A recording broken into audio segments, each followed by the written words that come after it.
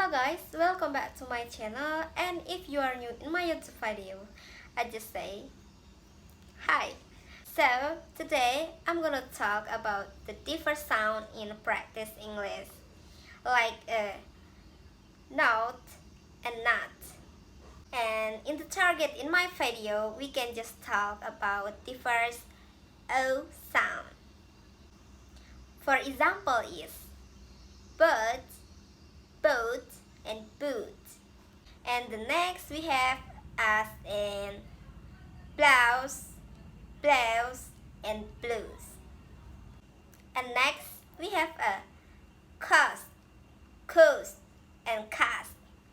And next we have a ball, bowl, and pool. And next we have a toes, and toes. And next we have the target about O sound. For example is want, went.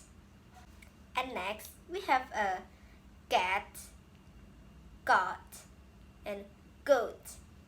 And in the last we have a fund, font.